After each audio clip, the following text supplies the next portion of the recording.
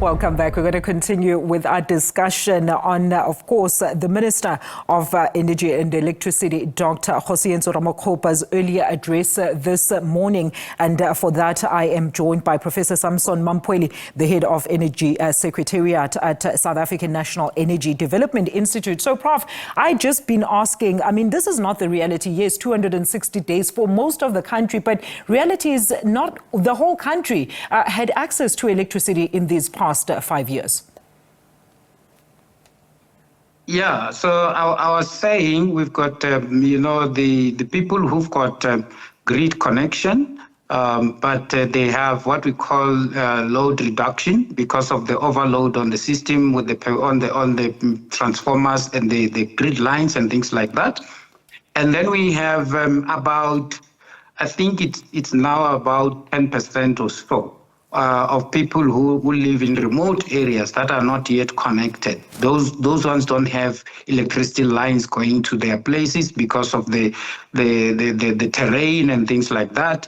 Those are some of the people that Eskom wants to now use what they call their mini grid to connect them going forward. So those are the challenges that we currently have.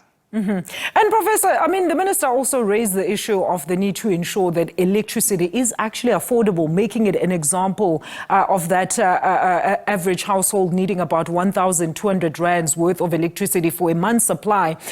Take someone then who earns about 2,000 rand or is on a social grant or pension grant earning that amount. You are then presented with a dire situation where people now have to make a choice to pay electricity or service other important household needs, especially at this time of an exorbitantly high cost of living in the country.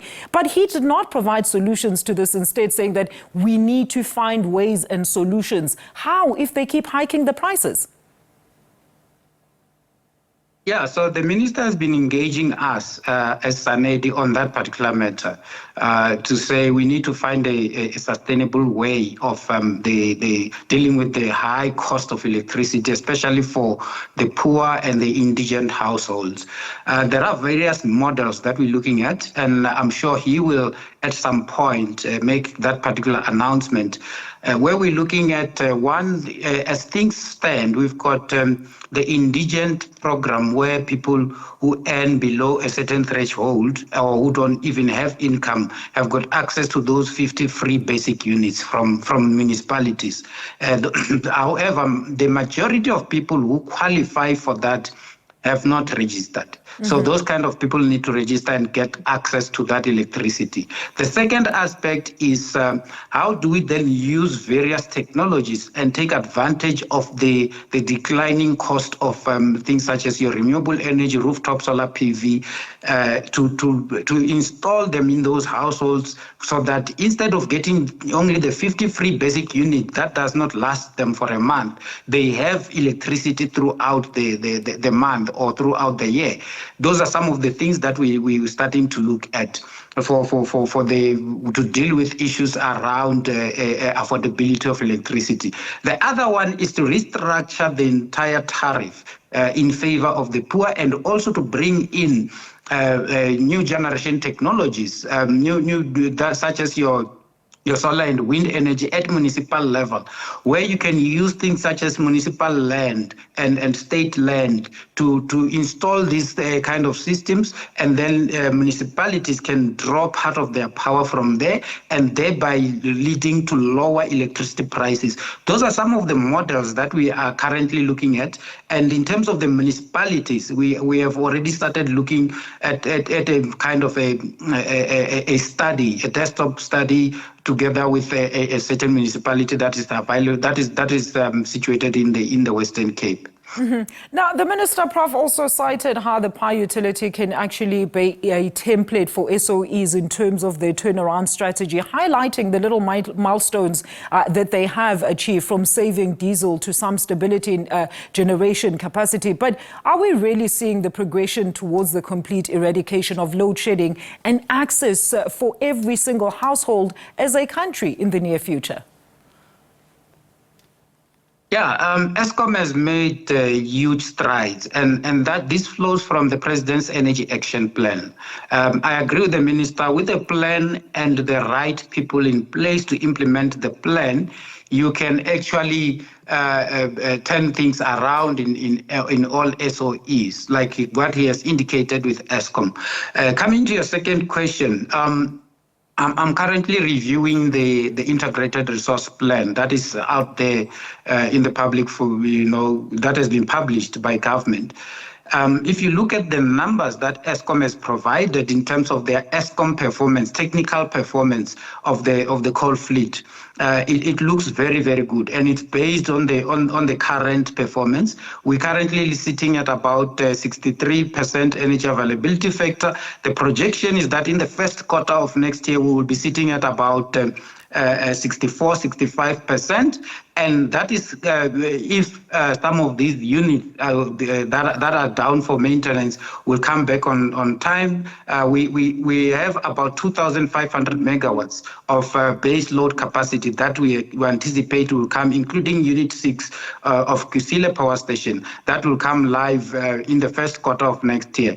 If that happens, then it puts us in a very, very good position going forward. We will be edging towards that 70% energy availability factor, where we can declare load shedding a thing of the past. Mm-hmm. And let's talk about issues of maintenance, Prof, while I still have you very quickly, because this seems to be quite a huge point of debate pertaining to how we actually maintain the infrastructure pertaining to Eskom. We were talking earlier on about the fact that some far-flung rural areas still do not have any power lines that are actually generating electricity to their areas. So how far is the power utility in terms of ensuring that maintenance and ensuring that there is infrastructure, building new infrastructure to ensure access to electricity for every household in the country? So there are two main programs when it comes to electrification. We have the Rural Electrification Program that the Department of Mineral Resources and Energy was running, now the DEE, where they erect new power lines to all these particular areas, and working together with Eskom, of course.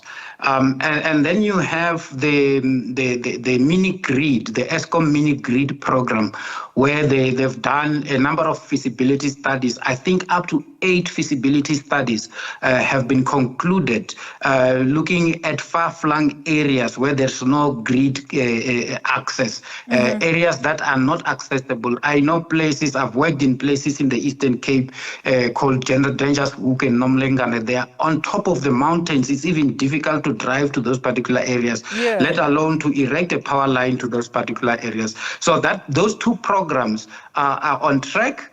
There is a budget that has been made available for the electrification program in general that I think the minister will announce at some point. Eskom is busy with the grid capacity strengthening program, where they're spending in upwards of 10 billion rands at a particular at each financial year to strengthen the grid and to extend the grid to other areas. However, I agree with the minister. We still have a big challenge when it comes to the grid expansion program because we don't have enough resources. Eskom needs to build about 14,000 kilometers of grid lines. And at the pace at which we are going, we need a plan to deal with that. A very quick one, Prof. Now, so looking at this year alone, there does seem to be a positive step towards resolving this energy crisis, and we have to laud some of the efforts by Eskom. But the reality is, even with IPPs, you mentioned the new systems there to assist the grid, but the burden still lies on users, or remains with the users, with distribution slowly leaning towards only those who can actually afford. Will this then not continue a similar crisis where we saw millions having to recode simply because they just have not been able to buy electricity? Yeah, so the recoding was basically because of two things. The electricity meters themselves, technically they had to be recoded. And during the recoding, that's when Eskom discovered that there are about 2 million users who were classified as non-buyers. Some of them are buying from illegal connectors, some of them are buying from illegal vendors. Now, going forward, we expect that that will change.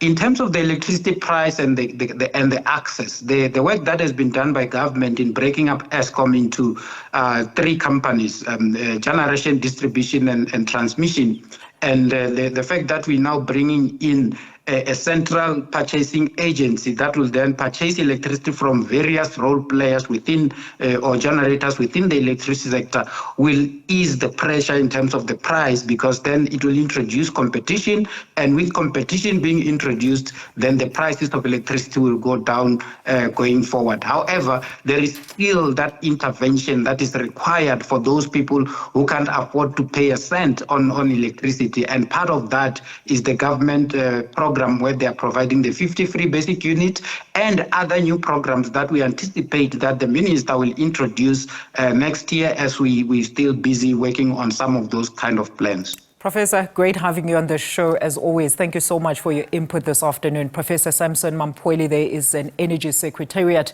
head at SABC.